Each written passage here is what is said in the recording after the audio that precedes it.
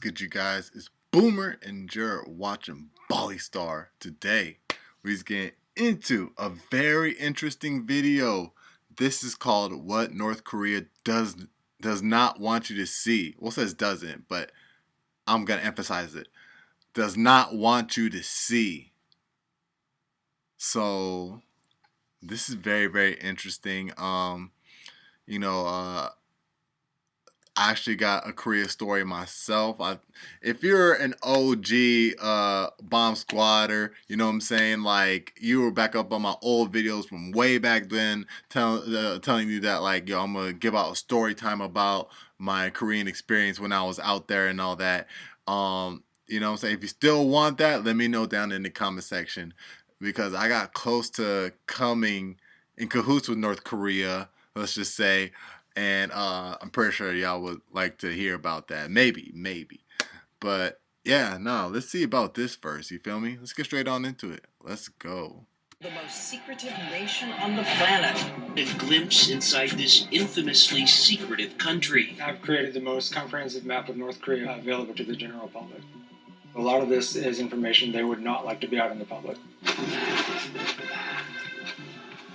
I've centralized it into one place where you can learn anything through ballistic missile bases, where all the tunnels are, where the palaces are.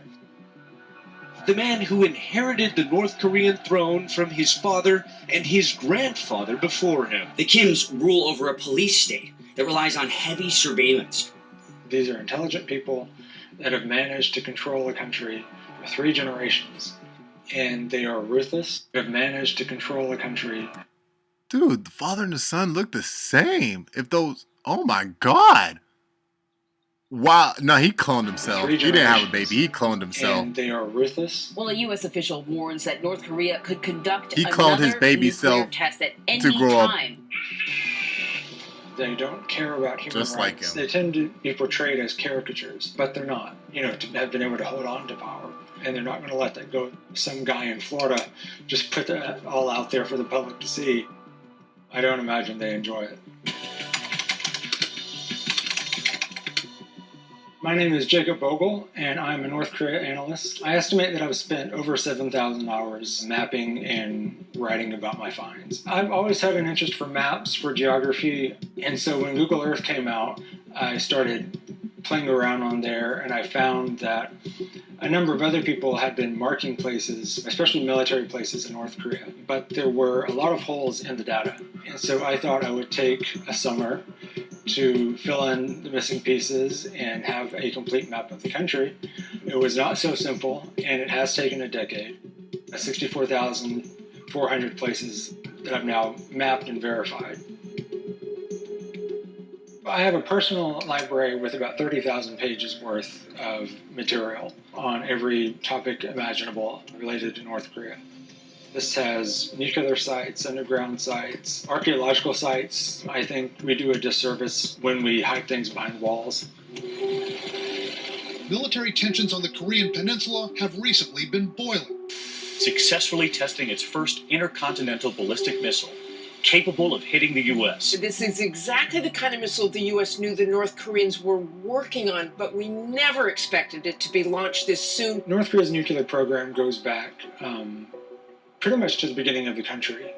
U.S. intelligence sources indicated the North was trying to produce highly enriched uranium. It is a required ingredient in the most powerful, compact nuclear weapons. In the town of Pyeongsan, they have one of these uranium milling plants. And what they do is there's a coal mine. Coal actually has uranium in it, and so they take the coal as the uranium ore and process it. In that process, they produce a lot of waste material, the leftover burnt coal, a lot of toxic chemicals. So this is the Pyeongsan uranium mill, this is the factory, and this is where all the sludge and stuff gets dumped. Material is brought in through this pipeline, through this pipe that runs across the river. You see this splotch right here, this dark colored area. This is March 2019. We have it, and then we can see it spilling into the river itself right here. It was picked up by South Korean media. 북한이 우라늄 폐기물을 강으로 유출시키고 있다는 아주 안 좋은 소식입니다. 미국의 한 전문가가 위성 사진을 분석했는데요. 예성강을 따라서 우리 연평도하고 강화도 근해까지 오염됐을 가능성을 제시하고 있습니다. I started going back through the historic imagery and noticed that this isn't just, bare dirt or something. This is a leak, and it's leaking directly into a river that provides water for agriculture and drinking water for thousands of people in North Korea, and then that flows into South Korean waters and eventually out into the Yellow Sea. In North Korea, the individual is not important. The group is important.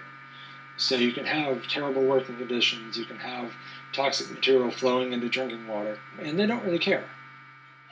North Korea's conventional military forces, the tanks, troops, and artillery, are falling increasingly behind the capabilities of South Korea and the U.S. The North Soviet hardware is aging. Spare parts are becoming more difficult to secure. They couldn't survive, they wouldn't win against a direct aerial combat.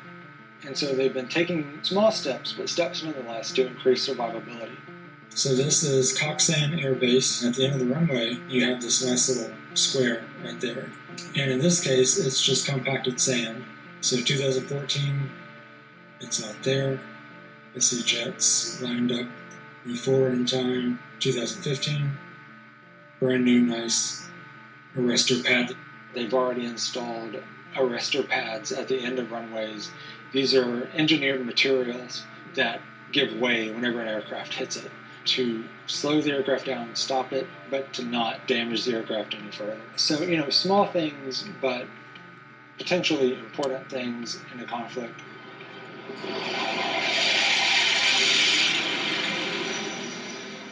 North Korea was a creation of World War II. Japan had occupied the Korean Peninsula, and when the Allies defeated Japan, the Soviets and the Americans wanted to split territory, and so they drew just an arbitrary line across the Korean Peninsula and created a South Korea and a North Korea.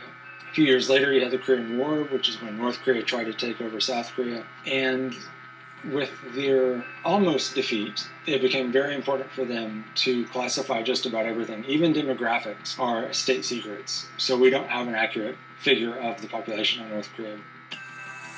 This family has kept a hold on this country for 70 years by propagating this myth that they are some kind of quasi-deities who have this divine right to rule. North Korea's society is stratified. They have a class system despite technically not having a class system. And you do have this maybe 10,000 to 15,000 people, top of the top elite. They almost all live in Pyongyang. Some of them live in mansions, others live in luxury apartments. But then you have the Kim family, who have a dozen or so mansions spread out throughout the country. In this particular building right here, this is Kim Jong-un's this is where he actually lives. These two pyramids are actually, one is a dining hall, and then one has a swimming pool inside. And so that's a pretty unique feature. One thing that you can tell using satellite imagery about what's going on with the elite is when something gets built or when something gets demolished. Dictator Kim Jong-un has executed 70 officials since coming to power in late 2011. This is what Kim Jong-un is showing the people within North Korea. This is what he is.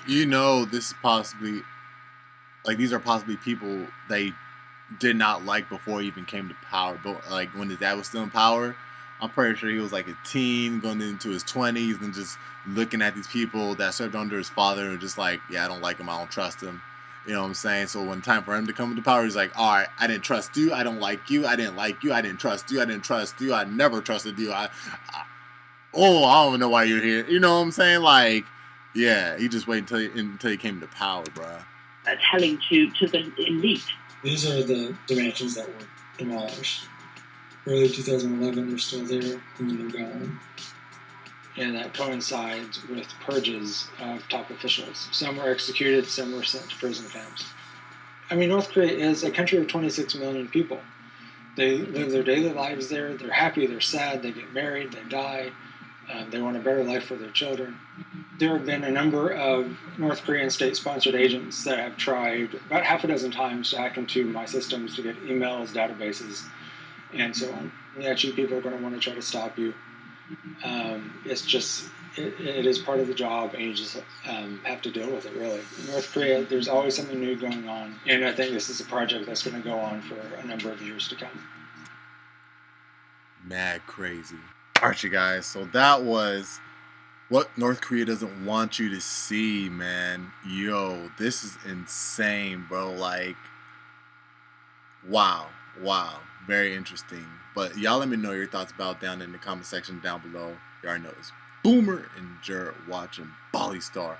Make sure to leave a like, support the video if you enjoyed it, subscribe if you're new, so that way you can become part of the Bomb Squad. You did? I'm going to catch y'all in the next one. 100. Oh! Yeah.